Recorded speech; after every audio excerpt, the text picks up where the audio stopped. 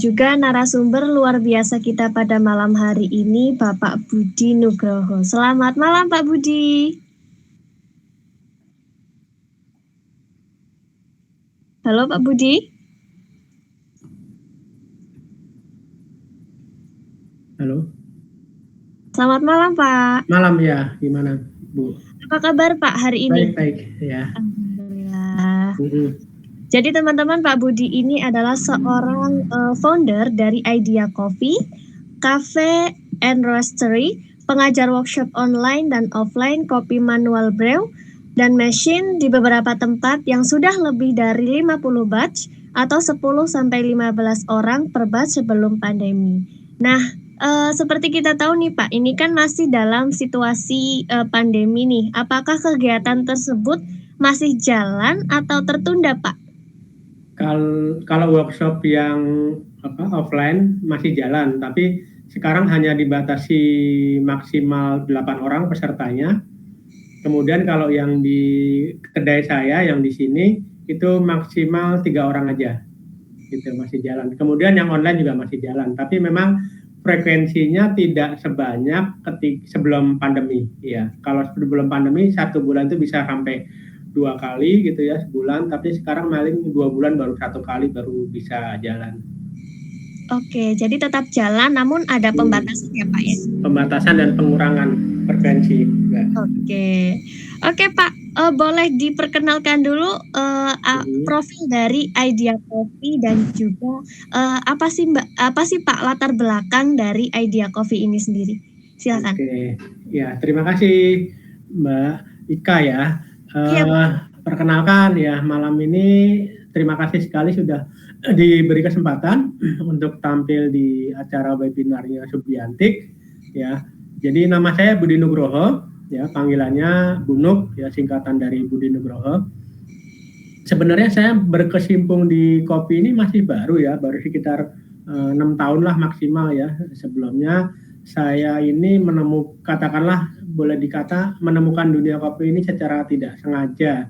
Jadi saya sebenarnya tidak tidak maniak atau tidak mencandu minum kopi. Jadi saya bisa tidak harus minum kopi setiap hari gitu ya.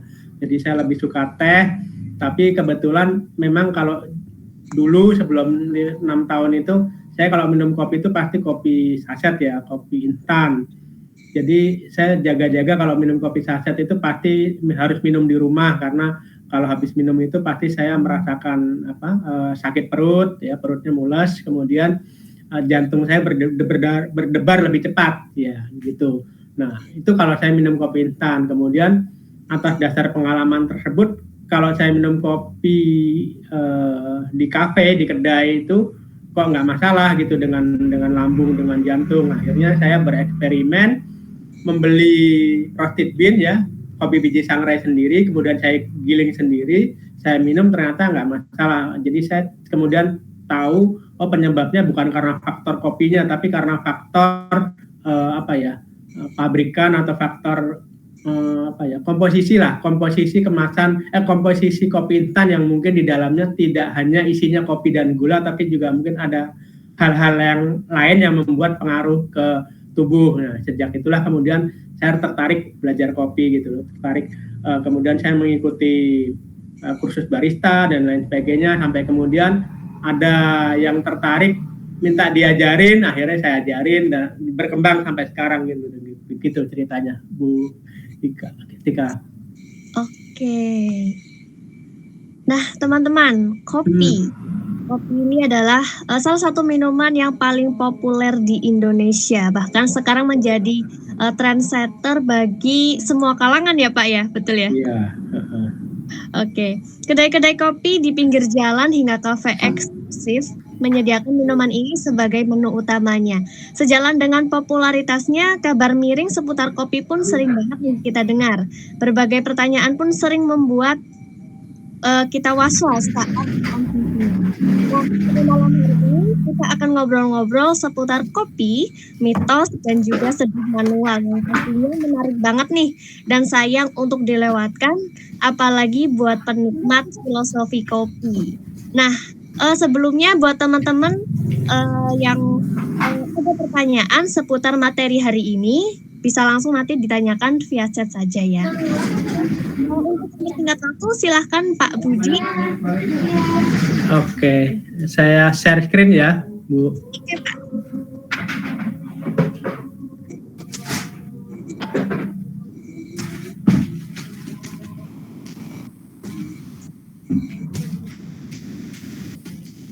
Bisa dilihat ya, Bu? Oke Pak, sudah muncul. Oke, terima kasih. Ya, jadi presentasi saya kasih judul Kopi Mitos dan Seduh Manual. Kenapa demikian? Jadi gini, ini perkenalkan saya ini tadi. Jadi saya dari kelahiran tahun 70, saya sebenarnya backgroundnya ilmu komunikasi.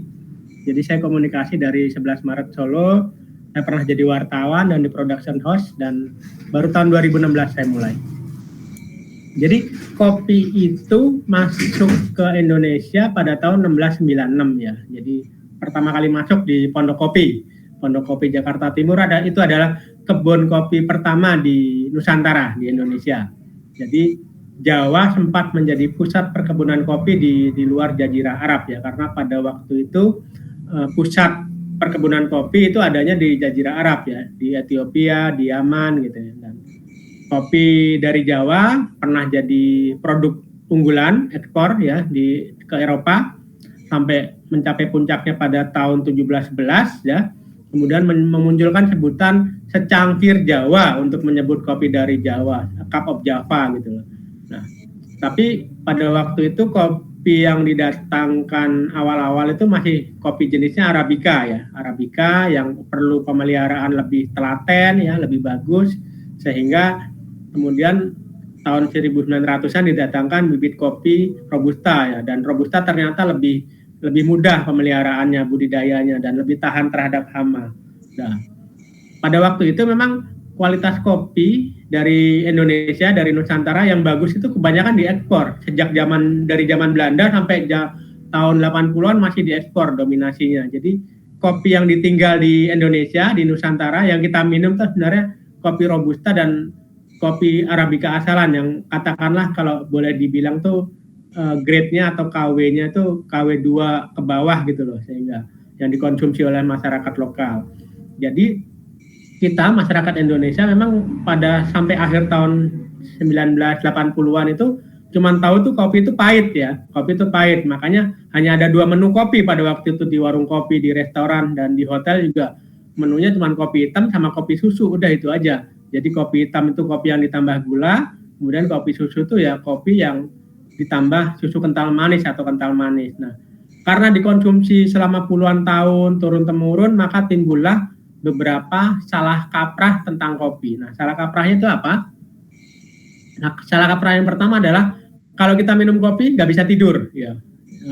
Kalau orang malam-malam gitu minum kopi, jangan minum kopi nanti susah tidur kayak gitu. Terus atau sebaliknya, kalau mau begadang ya, begadangnya buat ronda atau buat belajar, minum kopi biar melek gitu kan gitu.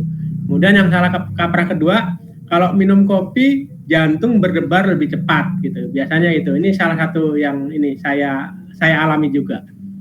Kemudian yang ketiga, kalau minum kopi asam lambung naik. Makanya orang yang punya sakit MAH, punya penyakit asam lambung takut kalau minum kopi gitu.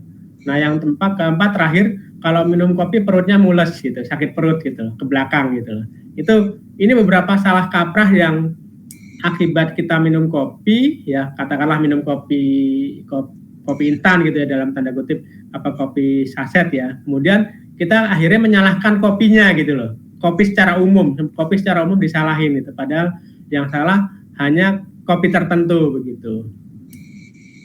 Jadi sebenarnya kopi itu, kualitas kopi atau kenikmatan kopi itu kan sebenarnya sangat ditentukan sama beberapa faktor ya. Jadi 30% itu ditentukan sama faktor alam ya. Faktor alam itu yaitu iklim, ketinggian dari permukaan laut ya, ketinggian kebunnya maksudnya. Kemudian paparan sinar matahari, kemudian kelembapan, curah hujan ya, sama struktur tanahnya gitu. Jadi itu.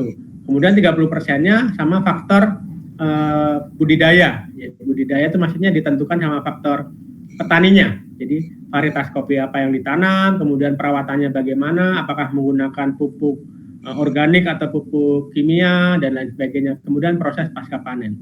Jadi 60% kenikmatan atau 60% kualitas kopi itu adanya di hulu, adanya di kebun. Ya. Kemudian 30%-nya dipengaruhi sama faktor sangrai, ya, sangrai atau roasting. Dan kita yang menyeduh ini atau barista atau brewer itu hanya menentukan atau menyumbang kenikmatan kopi itu cuma sekitar 10% saja, gitu.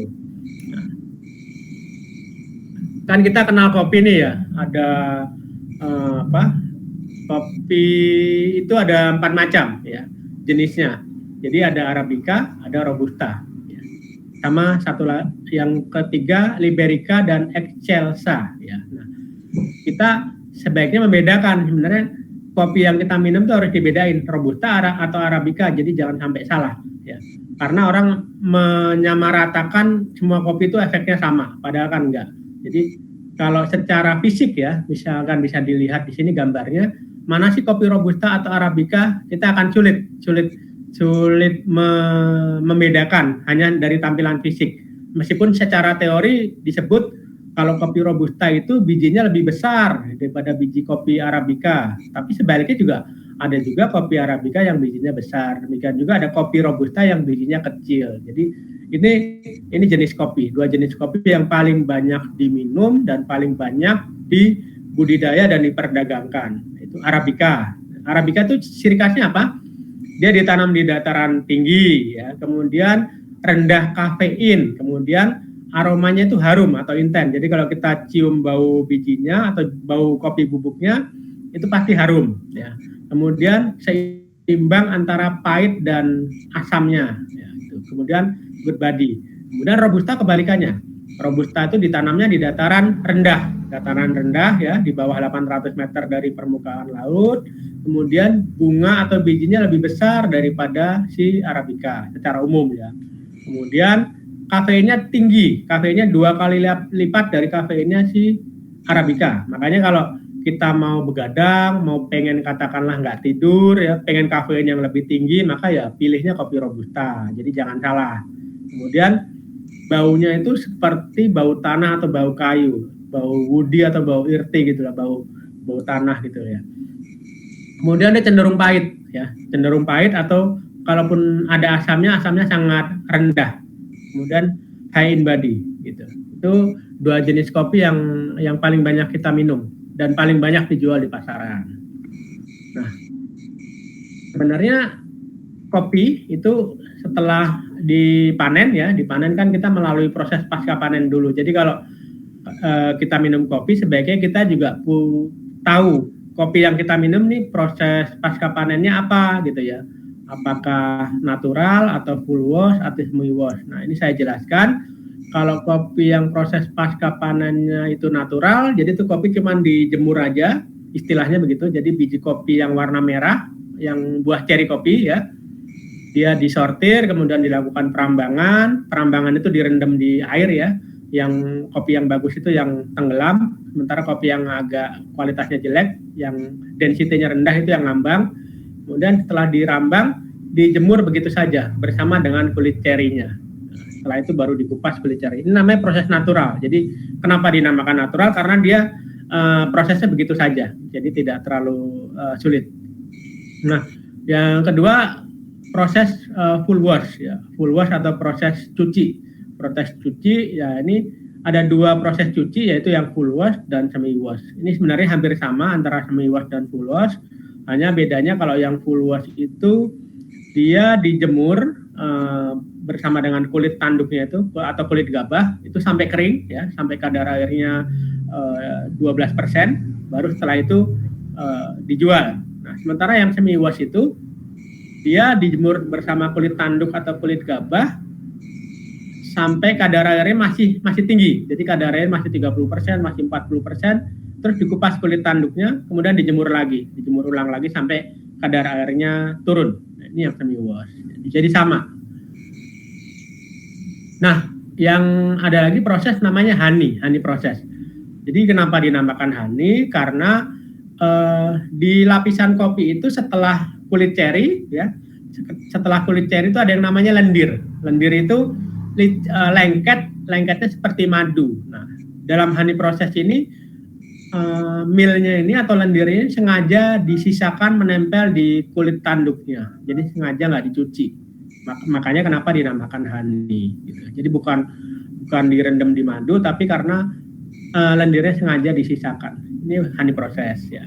Nah, yang terakhir di Indonesia ada yang namanya wine proses ya, proses fermentasi atau proses pembusukan buah ceri kopi ya selama beberapa hari, bisa sampai bahkan 30 hari ya. Kemudian setelah itu kulit cerinya dikupas, ceri kopinya yang warna merah itu dikupas baru dijemur. Ini dinamakan wine. Kenapa dinamakan wine? Karena proses fermentasi ini menimbulkan aroma bau seperti minuman wine gitu. Ini proses pasca panen. Nah, sebenarnya kita kalau kopi itu tidak ada namanya expired atau apa ya, expired kadaluarsa dia tidak ada, tapi sebenarnya ada puncak rasa dan aroma kopi. Dan puncak rasa aroma kopi itu sebenarnya ada perdebatan ya, sebenarnya berapa lama sih, tapi biasanya secara umum orang mematok puncak rasa aroma kopi itu selama 1 bulan setelah tanggal roasting gitu, setelah tanggal roasting. Makanya sebaiknya kalau kita membeli biji kopi, perhatikan tanggal roastingnya tanggal berapa, jangan sampai kelamaan. Tapi kalau kopi-kopi yang kita dijual di supermarket itu yang dikemas secara rapat itu biasanya tanggal kadaluarsanya adalah 1 tahun setelah tanggal roasting. Ini sesuai dengan ketentuan dari perindustrian gitu ya. Nah, jadi berbeda sama teh ya, yang kalau teh kan nggak perlu digiling. Jadi kalau kita dapat daun teh yang udah kering, kita seduh pakai air panas sudah jadi. Tapi kalau kopi sebaiknya kopi kita dalam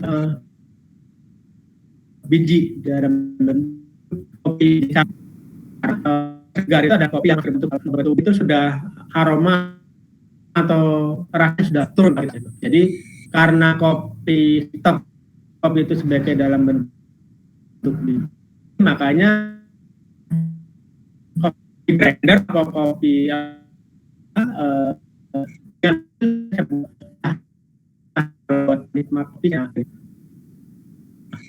kemudian kopi turut ya, kopi brew itu adalah cara seduh kopi yang paling dasar ya, cara seduh kopi manual yang paling dasar. Jadi dia digunakan dalam metode cupping, dalam metode uji rasa. Karena metode tubruk ini yang mampu mengeksplor rasa aroma kopi yang paling otentik, yang tidak ada tidak ada pembelokan atau rekayasa gitu. Jadi yang paling asli itu ya dari kopi tubruk gitu. Jadi ini adalah metode seduh manual ya, yang paling dasar. Jadi kopi tubruk itu sebenarnya termasuk metode perendaman ya. Jadi karena kopi direndam, bubuk kopi yang udah digiling direndam dalam air panas ya selama 3-4 menit, setelah itu disaring gitu. Nah itu. Dan terakhir sama juga dengan teh, kopi yang udah selesai direndam sebaiknya setelah itu kita saring, dipisahkan antara ampas dengan airnya supaya ekstraksi kopi dengan air tidak terus terjadi. Nah, kalau kita senang dengan kopi, suka ngopi ya, sebaiknya apa sih alat-alat seduh yang wajib kita miliki ya? Yang pertama adalah grinder ya. Grinder itu gilingan ya, gilingan kopi. Ini harganya murah ya, mulai dari ratusan ribu sampai jutaan juga ada. Ada juga kopi yang hand grinder, digiling secara manual pakai tangan. Ya.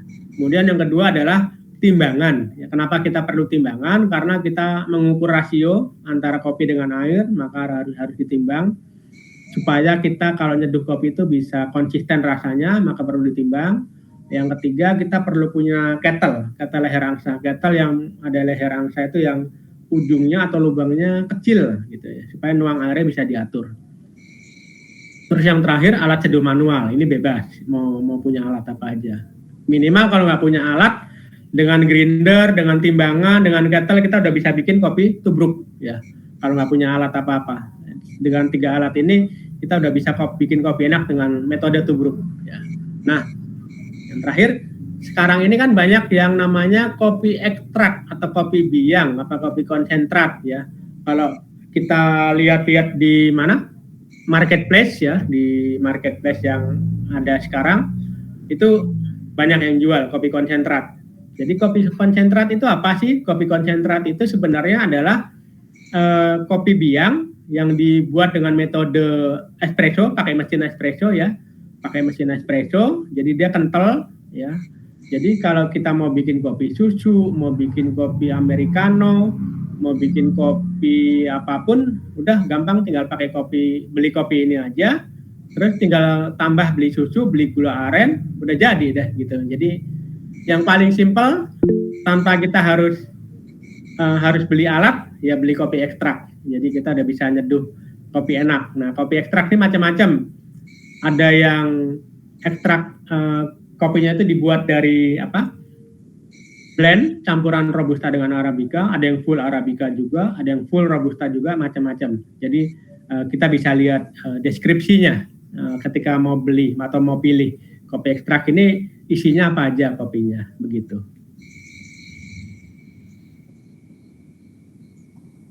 Oke, ini terakhir adalah bio-link saya di omli.club/idea coffee. Jadi di sini lengkap, ada kontak person saya, ada WhatsApp, ada toko marketplace dan lain sebagainya. Ada YouTube juga ada.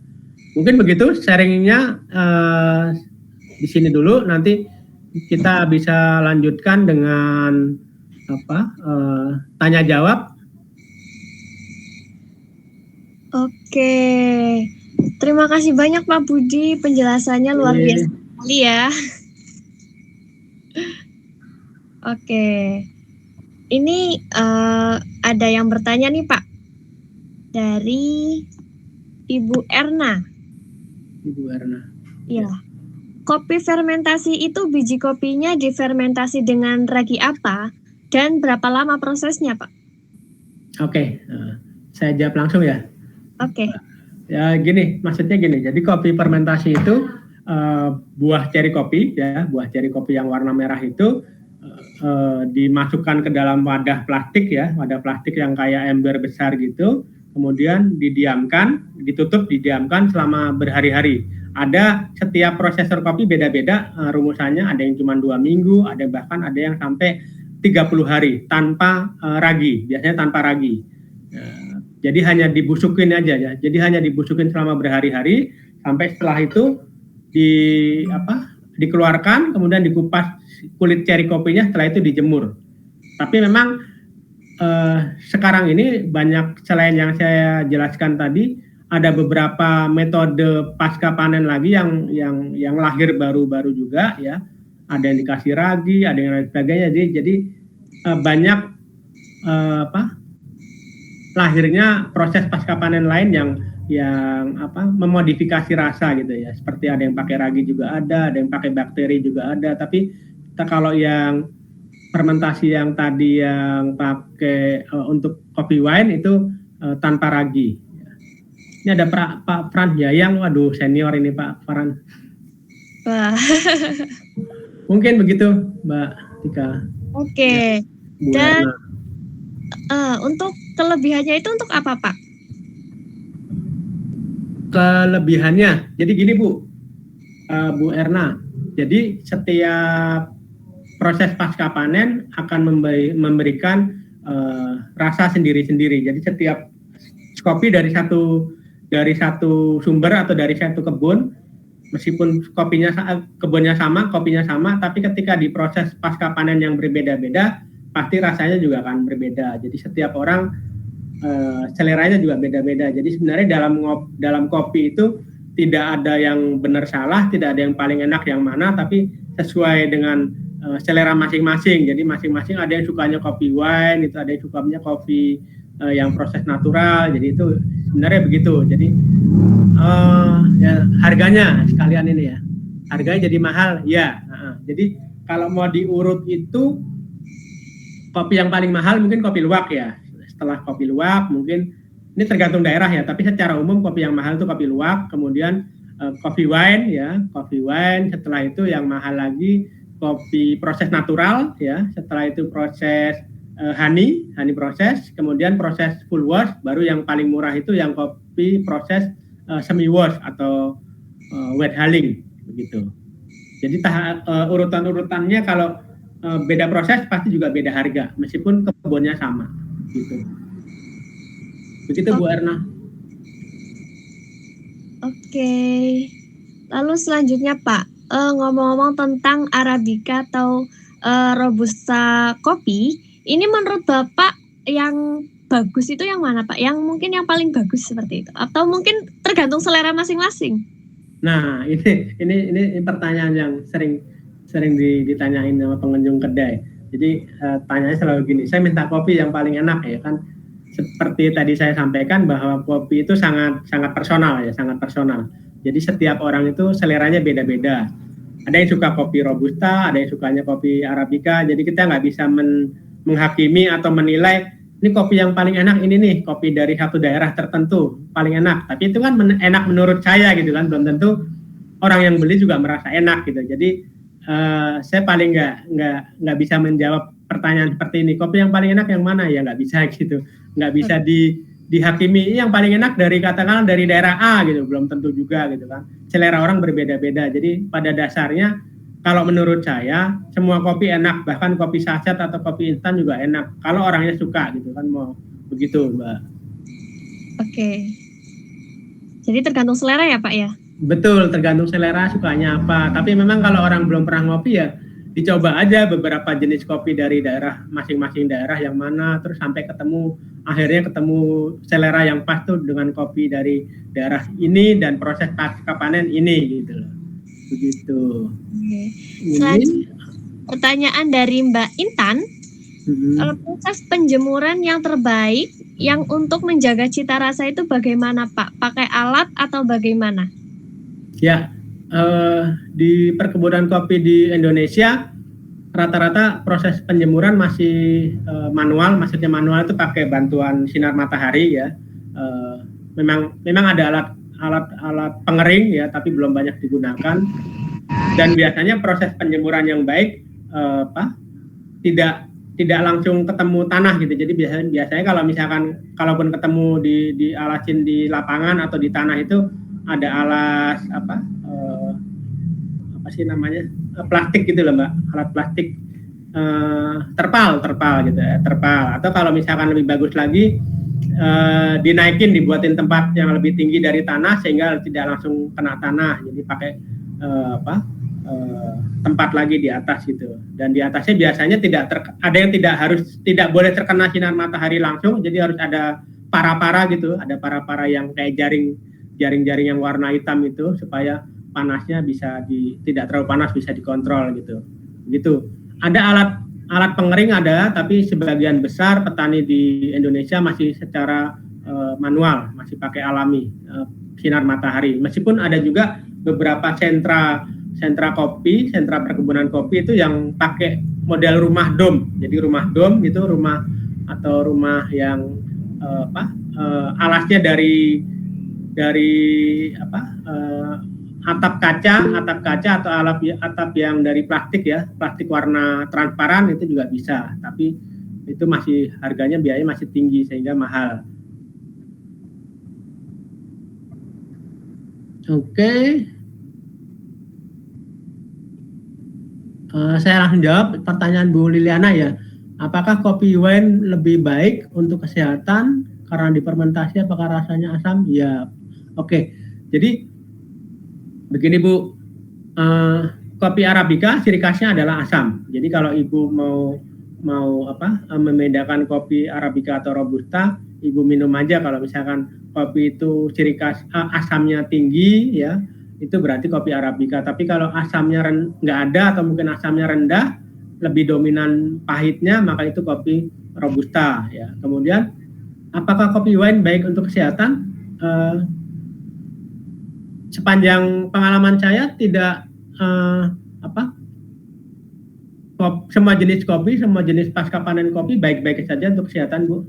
Maksudnya tidak ada yang memberikan efek gitu misalkan, sepanjang kopinya asli ya, maksudnya kopinya asli, tidak ada campuran lain ya, hanya kopi saja.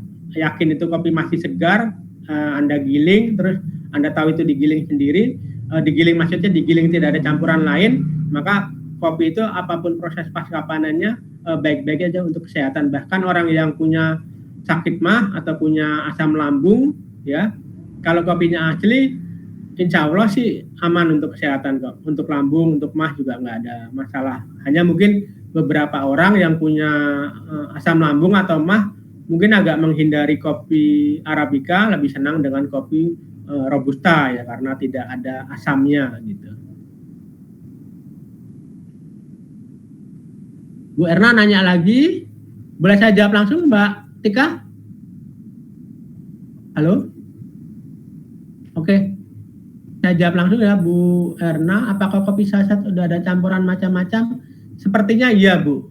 Jadi mohon maaf aja, bukan saya menjelek-jelekan kopi saset, tapi memang biasanya campuran yang paling umum adalah gula ya, gula, kemudian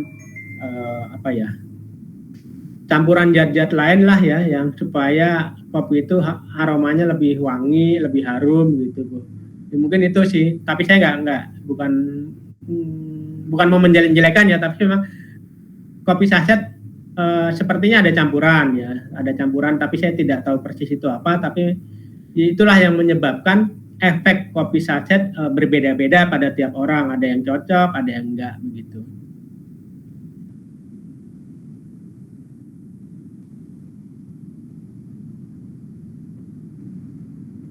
Oke, itu untuk Bu Erna.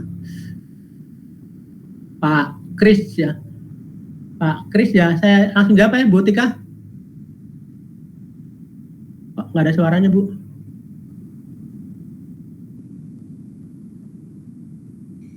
Halo Pak, apakah ya, sudah? Oke. Udah. Langsung saya jawab ya Bu Tika. Oke, silahkan Pak. Ya, untuk pembuatan kopi manual dengan mocha pot, French press atau cold brew, ada tip dan triknya? Berapa kali buat di rumah tapi berasa kurang greget? Oke. Ini agak panjang jawabannya. Pengaruhnya menggunakan teko leher angsa dengan teko biasa. Oh ya. Saya jawab satu-satu ya. Oke Pak. Untuk pembuatan kopi dengan mocha pot, ini ada tip. Oke. Intinya gini Pak, kalau kita bikin kopi, apapun alatnya, kuncinya adalah rasio ya. Rasio itu perbandingan antara kopi dengan air ya. Jadi maksudnya gini, kalau misalkan biasanya rasionya 1:15 gitu. Itu artinya kopinya 1, airnya 15. Jadi kalau misalkan kopinya 10 gram berarti airnya 150 gram gitu. Itu rasio. Nah, dalam setiap metode apapun caranya, apapun seduhannya, kita harus paham Bapak pakai rasio berapa gitu. Jadi kalau misalkan biasanya kalau kopi espresso itu rasionya antara 3 sampai 4, artinya kopinya 1, airnya 3, atau kopinya 1, airnya 5, itu rasio espresso. Tapi kalau rasio mocha pot, rasio French press itu biasanya kalau mocha pot rasionya sekitar 1:6 ya, 1:6. Kalau French press sama cold brew terserah Bapak mau pakai rasio berapa ya. Rasio yang umum mungkin antara rasio 15 sampai 18. Yang umum, maksudnya gini, orang yang nggak biasa ngopi terus disuruh ngopi kopi tanpa gula mungkin masih bisa minum dengan rasio 15 sampai 18. Tapi kalau orang yang sudah biasa ngopi mungkin rasio 15 dianggap terlalu watery atau terlalu encer atau kurang nendang. Jadi dia butuh rasio yang lebih pekat, misalkan rasio 10 ya, 1:10 gitu. Jadi itu kuncinya rasio Pak, makanya tadi perlu timbangan. Nah, Bapak harus nyoba-nyoba lagi rasio yang pas untuk kopi tertentu berapa. Jadi rasio ini tidak bisa disamakan Pak untuk semua jenis kopi. Jadi misalkan saja Bapak pakai kopi Gayo nih cocok nih kalau pakai rasio 1:15, tapi kalau misalkan Bapak pakai kopi dari daerah Priangan 1:15 kurang nih, harus 1:12 begitu. Jadi kita harus melakukan trial and error Pak untuk menemukan satu kecocokan pada satu jenis kopi. Apa pengaruhnya menggunakan teko leher angsa Bu Liliana? Begini Bu, teko leher angsa kan kayak gini nih Bu ya. Saya kasih contoh. Ini kan teko leher angsa yang kecil, yang manual ya. Kita kan ketika menggunakan rasio, ini kan ditimbang airnya. Jadi harus dituang sedikit demi sedikit supaya nggak langsung kebanjiran. Nah kalau kita pakai tuang teko yang biasa, yang lehernya besar, maka kan bisa jadi ini airnya langsung ngucur kebanyakan gitu loh Bu. Nggak sesuai dengan rasio yang kita inginkan gitu. Jadi untuk metode seduh manual, misalkan pakai dripper ya, metode pour-over ya, tuang air yang pakai dripper itu, pakai filter. Nah biasanya kita butuh teko leher angsa. Pak Bu Leroy, apa perbedaan espresso dengan kopi tubruk ya? Kalau kopi espresso Bu, pertama espresso itu biji kopinya blend, campuran ya, campuran dari beberapa origin. Bisa campuran beberapa origin Arabica, bisa juga blend antara Robusta dengan Arabica, campuran, tergantung setiap roastery atau setiap penyangrai punya racikan atau punya blend sendiri-sendiri, yang pasti semua blend rasanya nggak sama karena blend tersebut rahasianya ada di penyangrainya ya. Sementara kalau kopi tubruk ya, dia diseduh manual, cuman bubuk kopi, kemudian sesuai dengan rasio ya, misalkan bubuk kopinya 12 gram misalkan ya, bubuk kopinya 12 gram, ibu mau pakai rasio 15, maka airnya 180, ya udah tuang air 180 ya, nggak usah diaduk, didiamkan saja selama 3 sampai 4 menit ya, setelah itu disaring. Itu kopi tubruk gitu. Kalau kopi espresso, pertama kopinya blend, dan kedua dibuat dengan mesin espresso Bu. Dibuat dengan mesin espresso sehingga ada faktor atau unsur tekanan dari mesin, yang tekanannya bisa sampai 10 bar tekanannya. Itu kopi espresso. Dan kopi espresso itu satu shot itu isinya cuma 30 mili ya, cuma 30 mili. Jadi kopi 10 gram hasilnya cuma 30 mili, makanya dia kopi espresso bisa menjadi bahan atau biang untuk pembuatan kopi susu ya, karena 30 gram kopi espresso itu udah setara dengan 150 gram kopi tubruk gitu. Ya begitu Pak Kris, kira-kira begitu. Jadi tergantung jenis kopinya apa, rasionya berapa. Tapi rasio yang umum itu 15 sampai 18 rasionya. 1:15 dan sampai 1:18 yang umum. Tapi setiap jenis kopi, rasio yang cocok untuk kopi tersebut enaknya memang beda-beda untuk setiap orang gitu loh Pak. Jadi kopi itu sangat personal Pak. Jadi saya nggak bisa menyamaratakan Bapak pakai rasio 15 aja Pak, belum tentu cocok juga buat Pak Kris gitu Pak. Mungkin begitu Bu Tika. Oke, ini Pak, maaf ya, ini masih ada 2 pertanyaan yang belum dijawab nih, saya bantu pecahnya Pak ya. Ya, boleh. Oke, ini dari Bu Lilia. Kalau mau belajar kopi dengan Pak Budi, kelasnya harga berapa? Ibu klik itu aja Bu, klik biolink tadi Bu, biar bisa mendapat penjelasan lebih lengkap. Di biolink saya ada. Oke, jadi nanti langsung akses ke linknya saja ya Pak ya? Nanti di chat boleh deh. Oke. Lalu selanjutnya dari Mbak Intan. Pengaruhnya apa ya Pak, cara penjemuran pakai plastik atau terpal dengan penjemuran yang diberi jarak dari tanah? Tentu saja Bu, kalau misalkan penjemuran kopinya itu tidak langsung terpana langsung nempel di tanah ya, tentu saja kan lebih bersih Bu ya, lebih bersih, bebas dari debu. Semua tempat penjemuran kopi itu kan di lapangan tertentu yang jauh dari jalan ya, bisa jadi kan ada petani kopi itu di pekarangan ya, di pekarangan rumah atau pekarangan apa yang ada di pinggir jalan, sehingga kadang-kadang ketika kita terima green bean itu misalkan kalau yang dijemurnya di tanah kemudian dikasih terpal ya, misalkan ada kerikilnya lah, ada apalah gitu. Jadi tentu saja kalau di tanah yang dikasih terpal ya masih ada kemungkinan lah ya debu, tanah ya itu tercampur ke bibit. Kalau di atas permukaan ya itu kan kalau misalkan nanti hujan gitu kan, nanti hujan dia gampang nutupnya. Jadi kalau misalkan hujan nggak perlu diangkut ke dalam, tapi cukup ditutup saja, atau dia tidak akan kena tetesan airnya gitu. Tapi kalau di tanah kan mau nggak mau harus dibawa ke gudang, harus dimasukin ke karung lagi supaya nggak terkena tetesan air tanah gitu loh, air hujan maksudnya begitu. Apalagi kalau di atasnya di rumah dom udah pasti aman gitu. Lebih ke cara ini aja Bu, cara yang lebih higienis, yang lebih bersih, yang mungkin diterima sama pasar gitu ya. Kopi green bean-nya lebih bersih ya, tidak ada ada campuran batu, campuran tanah, sehingga ketika kita minum nggak ada bau-bau lain gitu loh Bu. Begitu Bu. Oke, jadi perbedaannya adalah untuk supaya lebih higienis aja ya Pak ya? Lebih higienis ya, kualitasnya juga lebih terjaga lah gitu kalau kita beli kopi yang dijemurnya di tempat yang bersih, yang nggak di pinggir jalan, yang nggak diinjak-injak hewan atau diinjak-injak hewan lah ya gitu Bu. Oke, nah Pak, dari Idea Coffee sendiri ini memproduksi kopi sendiri juga Pak? Merosting sendiri ya, merosting.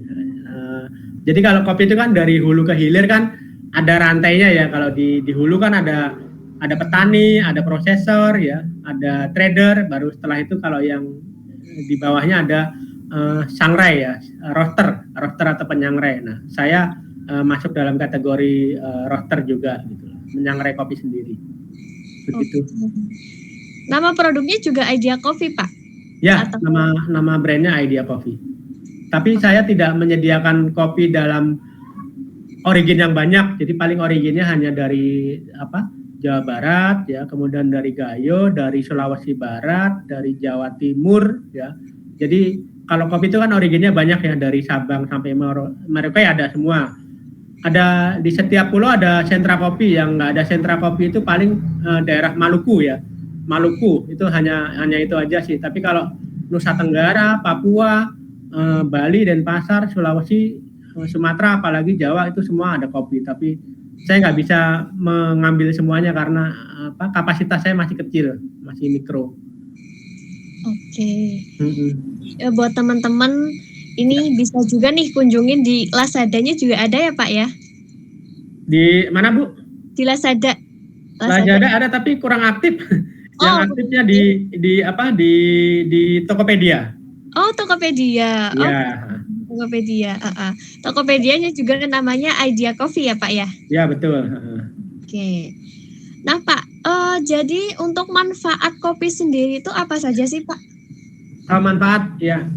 Jadi gini, kalau manfaat kopi itu kan seringkali kalau kopi Arabica itu kan membuat orang lebih rileks ya, lebih santai. Jadi kalau misalkan mood booster gitulah, untuk kita mau nyari ide, supaya good mood itu biasanya minum kopi Arabica gitu manfaatnya kayak gitu-gitu. Kemudian biasanya juga ada pengalaman teman saya yang habis operasi jantung itu justru sama dokternya dianjurkan setiap hari minum kopi ya, minum kopi yang asli gitu loh, 1 gelas sehari sekali gitu loh.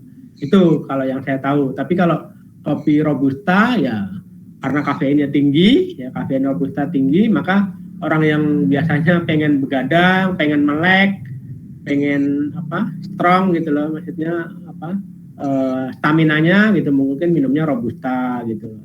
Jadi kalau itu manfaatnya ya bagi setiap orang. Oke, lalu kapan sih Pak waktu yang tepat untuk minum kopi sendiri? Nah, ini sebenarnya juga personal sih ya. Jadi sebenarnya ada teori sih, pernah di-share pernah viral ya. Jadi kalau waktu yang tepat minum kopi itu katanya setelah jam 10 pagi ya, kemudian ada lagi waktu sore. Tapi ya ini masalah selera sih ya. Ada juga kan begini, ada kopi itu kalau sudah makan ya, sudah sarapan bisa minum kopi gitu. Kalau ada juga yang justru dengan cara minum kopi gitu. Jadi sebenarnya secara teori ada waktu minum kopi jam 10 pagi ke atas gitu, tapi itu kan masalah personal ya, masalah selera. Jadi setiap orang sangat berbeda-beda sih pilihannya, ada yang pagi, ada yang siang, kalau belum ngopi belum bisa kerja kayak gitu-gitu kan. Jadi meskipun itu sebenarnya sugesti ya, sugesti. Jadi tapi ya itulah bebas aja sih, meskipun ada penelitian yang bilang setelah jam 10 pagi. Nah itu minum kopi tengah hari, jadi nggak ngantuk. Ya berarti kopinya Robusta, Bu Erna. Oke. Lalu Pak, tapi sebenarnya aman nggak sih Pak kalau sebelum perutnya itu kosong Pak? Jadi masih perut kosong tapi sudah minum kopi, itu sebenarnya aman nggak sih Pak? Aman Bu, aman. Sebenarnya masalah minum kopi sebelum atau setelah sarapan itu kan masalah budaya, kebiasaan. Saya termasuk orang yang nggak pernah sarapan ya, saya nggak pernah sarapan dan sampai siang juga nggak makan, masih kuat gitu. Tapi jadi kalau saya mau minum kopi habis makan, setelah makan atau sebelum makan sih nggak ngaruh gitu ya, biasa-biasa aja, nggak berpengaruh terhadap tubuh saya sepanjang kopinya asli ya. Tapi ada juga orang yang kebiasaannya kalau minum kopi itu harus makan dulu, kalau nggak makan nanti sakit perut atau apa, itu masalah kebiasaan sih ya. Masalah kebiasaan aja. Tapi kalau dibilang apakah minum kopi aman sebelum sarapan, aman. Oke, mungkin karena sugesti juga ya Pak? Ya, sugesti itu karena salah kaprah tadi Bu. Iya betul. Kalau minum kopi itu jadi strong, jadi awas, jadi melek kayak gitu-gitu sih. Sugesti aja. Betul. Saya sering menjumpai sih Pak kalau yang seperti itu, salah kaprah seperti itu. Begitu. Oke, ada lagi Bu? Oke, ini dari tidak salah. Oh ya, ada beberapa tipe kopi grinder. Apakah tipe grinder itu akan mempengaruhi rasa? Ya, begini Bu, kopi grinder ya. Sebenarnya ada dua macam aja sih. Sebenarnya cuma satu macam ya. Tapi kalau di kedai suka dibedakan antara grinder yang untuk espresso dengan grinder untuk manual brew ya, untuk seduh manual. Kenapa dibedakan? Karena kalau grinder espresso itu kan harus dikalibrasi untuk menghasilkan kehalusan bubuk tertentu untuk satu jenis kopi itu. Jadi biasanya kalau grinder yang untuk espresso, settingan kehalusannya tidak dirubah-rubah karena dia sudah dikalibrasi untuk jenis espresso blend itu. Ya. Sementara kalau grinder yang untuk manual brew, dia bisa dirubah-rubah green size-nya atau kehalusannya sesuai dengan metode apa yang mau kita pakai. Jadi kalau misalkan kita mau metode tubruk, mau French press, mau V60, mau pakai full brew, pasti kan settingannya berbeda-beda. Maka kita pakai grinder untuk manual. Jadi tidak dicampur-campur. Jadi biasanya di kedai kopi minimal punya dua grinder, yaitu grinder untuk espresso sama grinder untuk manual brew. Ya. Manual brew biasanya dia juga dipisah lagi. Kalau dia menyajikan manual brew-nya ada yang kopi Robusta, maka dia punya kedua grinder untuk manual brew untuk Arabica dengan manual brew untuk Robusta gitu. Kenapa nggak boleh dicampur?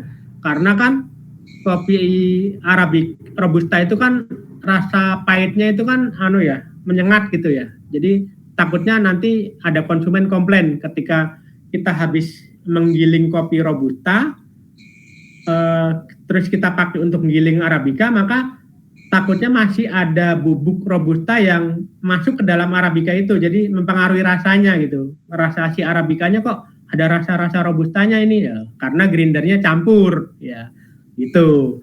Makanya sebaiknya grindernya dipisah antara untuk Robusta dengan Arabica. Itu kalau di kedai. Tapi kalau untuk penggunaan personal nggak masalah sih, grinder satu juga cukup lah. Maksudnya untuk gantian, kadang-kala untuk grinding Robusta, kadang-kala untuk grinding Arabica begitu. Jadi cukup satu grinder saja untuk manual brew. Tapi kalau Bapak juga mau satu grinder ini untuk Robusta, untuk Arabica dan untuk espresso, ya bisa aja sih Pak. Tapi takutnya kalau grindernya untuk espresso itu kan halus banget ya Pak, untuk paling halus. Nanti Bapak rubah lagi ke manual brew yang kasar, nanti Bapak mau giling lagi untuk espresso, maka takutnya nanti Bapak ngebuang-buang kopi untuk kalibrasi gitu loh. Jadi ada yang kopi yang terbuang sia-sia gitu kalau grindernya dicampur antara espresso dengan manual gitu Pak. Gitu Pak. Blade grinder. Oh grinder kopi biasanya bukan blade Pak. Jadi konikal ya. Konikal tuh yang bentuknya segitiga gitu sama yang flat burn. Jadi rata gini ya. Jadi bukan blade. Bukan bentuknya kalau blade itu kan pisau ya Pak pengertiannya ya. Bukan. Jadi seperti apa ya nih? Piringan gitulah, piringan tapi ada gigi-giginya itu hampir menyatu. Begitu Pak Kris. Oke, semoga bisa menjawab ya Pak Kris ya. Oke, selanjutnya Pak. Ya. Ya. Berapa banyak kopi yang aman dikonsumsi sih Pak setiap harinya? Atau tidak ada batasan? Enggak, ya. Apa ya? Gini, pada prinsipnya gini Pak. Kalau kita minum kopi, setelah itu sebaiknya kita minum air minum atau air putih itu 3 kali lipat dari kopi yang kita minum ya. Karena kopi itu kan mendehidrasi. Mendehidrasi itu bikin haus lah gitu ya, bikin haus ya. Rasanya bikin haus, tenggorokannya kering gitu. Makanya kalau habis minum kopi, kita jangan lupa minum air putih. Tidak ada batasan Pak. Tidak ada batasan karena saya pernah punya pengalaman minum espresso sehari 10 gelas juga nggak apa-apa sih Pak. Asal diimbangi dengan minum air putih Pak. Asal diimbangi dengan minum air putih, kalau bisa 3 kali lipat dari jumlah kopi yang kita minum, maka nggak masalah gitu. Tapi kalau Bapak kebanyakan minum kopi tapi nggak minum air putih ya itu salah juga Pak. Nanti takutnya kurang cairan tubuhnya Pak. Oke, jadi tetap air putih itu harus lebih banyak ya Pak? Lebih banyak dari kopinya. Apalagi kalau minum kopinya espresso ya, itu tambah harus lebih banyak lagi gitu. Begitu. Oke. Selanjutnya Pak, seperti kita tahu bahwa di kopi sendiri itu kan ada kafein ya Pak ya? Ya. Fungsi dari kafein pada kopi itu sendiri apa sih Pak? Sebenarnya yang ada kafein kan nggak cuma kopi ya, teh, coklat, ya kan juga ada kafein ya. Nah,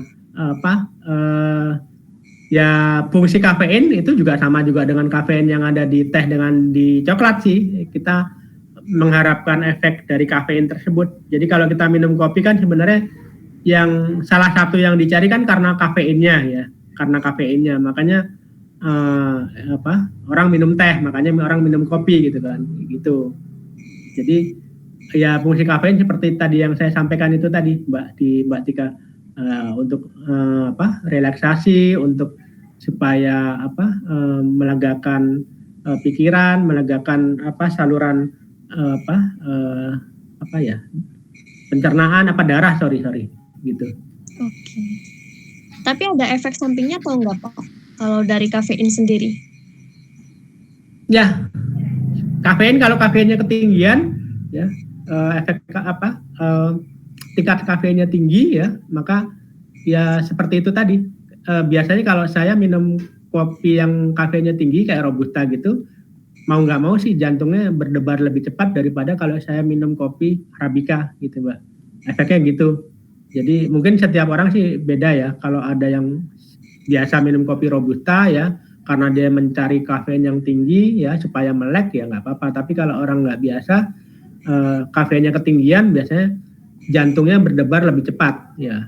Tapi tidak secepat kalau saya ya, tidak secepat kalau minum kopi instan sih. Kalau kopi arabica robustanya yang asli masih bisa terterima lah sama tubuh gitu. Begitu Bu, siapa tadi pertanyaan? Ini lupa. Oke. Selanjutnya Pak, ini mungkin saya bicara salah kaprah lagi ya. Untuk kopi sendiri itu sebenarnya boleh dikonsumsi oleh kayak ibu hamil seperti itu atau tidak sih Pak?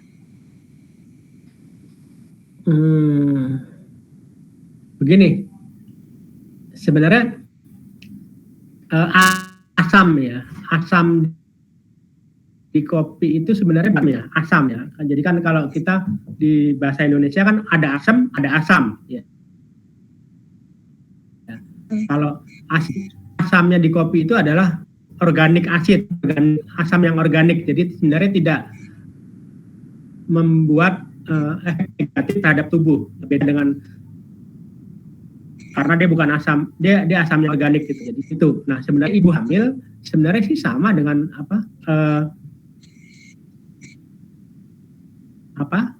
bapak ibu yang lain yang normal sih, tapi memang biasanya di Handok kalau dia minumnya banyak apa, tapi sebenarnya ini kembali lagi ke ini sih, kembali lagi ke kebiasaan atau ke selera sih Mbak. Jadi saya pernah punya katakanlah murid gitu ya, yang pernah belajar kopi sama saya. Justru waktu pas dia hamil, dia masih minumnya pernah nggak apa-apa sih. Ya, tapi sih ada yang hamil gitu ya. Coba dulu misalkan nggak bisa nih ya, kebiasaan nggak minum kopi ya. Kalau dia hamil dia nyoba terus mengadakan tubuh. Kopinya asli dulu ya Mbak. Kita sekarang ini ngomong kopi yang asli ya. Kopi yang asli, bukan kopi yang instan, bukan kopi yang saset ya. Jadi anggapnya kita membeli biji kopi atau membeli kopi bubuk ya, terus minta digilingin itu boleh, nggak apa-apa lah ya. Yang penting asli, nggak ada campuran-campuran lain di dalam kopi tersebut, hanya kopi dan air gitu. Kalaupun ada yang nggak kuat dengan pahitnya ya tambahin sedikit sama gula aren boleh lah gitu. Kalau masih kurang nggak kuat sama pahit, tapi jangan ditambahin sama jangan sama gula pasir lah ya. Nanti takutnya kalau gula pasir, apalagi kalau kopinya Arabica, takutnya merusak rasa, merusak aroma kopi Arabica tersebut. Tapi kalau gula aren masih agak bersahabat sama kopi gitu loh. Begitu, Mbak. Oke. Lalu Pak, selanjutnya kemarin saya ada baca artikel nih Pak. Ya. Jadi kopi dalam cangkir kecil itu lebih sehat daripada daripada di gelas ukuran reguler. Apakah itu betul Pak? Mungkin maksudnya gini kali Mbak, kopi dalam cangkir kecil itu maksudnya kopi espresso kali ya, kopi espresso ya, karena kan dia di cangkir kecil gitu. Lebih sehat karena sebenarnya nggak, agak-agak salah kaprah juga sih. Apa hubungannya cangkir kecil sama cangkir besar? Kalau cangkir kecil lebih sehat ya? Cangkir kecil espresso itu kan isinya 30 mili ya. Itu bahan bakunya kopinya itu sekitar 10 gram untuk membuat satu cangkir itu, satu slot ya, satu sloki lah, satu sloki. Bahan bakunya 10 gram kopi. Nah, kalau kopi yang cangkir besar mungkin bahan baku kopinya bisa 12 sampai 15 gram gitu loh. Jadi sebenarnya bukan masalah cangkirnya sih Mbak yang bikin sehat. Kopi yang diminum kopinya apa gitu loh. Ya, betul. Apakah kopi asli ya, kopi asli yang dari Arabica dengan Robusta atau kopi ini, bukan masalah cangkir sih. Iya. Iya gitu. Jadi cangkirnya itu sebenarnya salah kaprah ya Pak? Iya, salah kaprah lagi itu, nggak jelas ukurannya Mbak. Oke Pak, terakhir. Oke. Apakah kopi itu baik untuk diet Pak? Nah. Gini, kan ada green bean ya, ada minuman green bean. Jadi sebenarnya ini dipopulerkan sama Dr. Oz ya, Dr. Oz yang di Amerika ya. Kan ada tayangan talk show kesehatan ya, Dr. Oz, tapi yang di Amerika yang asalnya. Jadi dia bilang kalau minum green bean, jadi green bean itu bisa untuk diet. Green bean itu apa? Jadi bukan green bean bahan baku kopi ya. Jadi maksudnya kan kalau Anda buka Tokopedia atau marketplace lah ya, buka marketplace ada namanya bubuk green bean ya, green bean. Bukan green bean ya, apa ya? Ya green bean ya. Jadi dia bilang itu. Jadi green bean itu kopi hijau lah ya, kopi hijau itu baik untuk bisa untuk diet gitu. Tapi itu tidak didukung sama fakta-fakta penelitian sih sebenarnya. Jadi hanya klaim si Dr. Oz ya di Amerika sana bahwa kalau kita minum green bean itu bisa membantu diet gitu.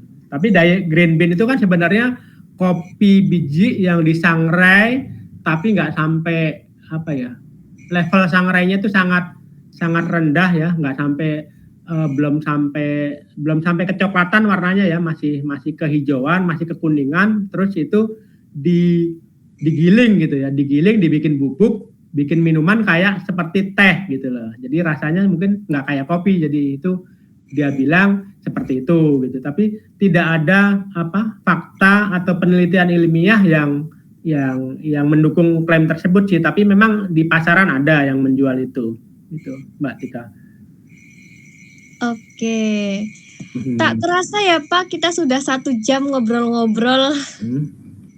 Ya. Oke. Terima kasih banyak Pak Budi untuk waktu dan waktunya. Semoga bermanfaat ya Pak ya untuk kita semua. Amin, alhamdulillah. Mudah-mudahan manfaat Mbak. Ini kan masih disambung lagi besok ya? Betul. Besok ketemu di sesi telebinar ya? Di telebinar. Jadi silakan kalau masih ada yang kurang jelas, boleh ditanya lagi nanti di Telegram. Saya dengan senang hati akan menjawab. Di Telegram mungkin bisa saya lebih mudah chatnya ya, nggak cuman ini. Nanti kalau ada yang mau lihat-lihat lagi tentang cara seduh manual, bisa lihat di YouTube ya. Di YouTube saya juga ada. Ketik aja Idea Coffee nanti muncul gitu, Mbak Tika. Oke. Dan juga buat teman-teman yang pengen tahu nih produk-produk dari Idea Coffee, bisa langsung mengunjungi link yang tadi sudah dibagi oleh Pak Budi ya. Ya, silakan. Dan juga mengunjungi di Instagram ya Pak ya? Ya, Instagramnya sama, namanya Idea Coffee juga. Oke. Dan juga buat teman-teman terus ikuti kami untuk mendapatkan promo-promo terbaru dan juga produk-produk terbaru dari toko kami. Dan juga tetap stay tune di grup-grup yang sudah tersedia untuk mendapatkan info webinar-webinar yang akan datang. Dan untuk Jumat besok, Jumat minggu depan, kita akan ngobrol-ngobrol seputar how to make your own centerpiece yang akan dipandu oleh narasumber Ibu Wiwin Hospitalia yang pastinya akan menarik sekali. Dan juga buat teman-teman yang mau dapat uang Rp250.000 dengan cuap-cuap di rumah dan buat video, itu bisa banget loh.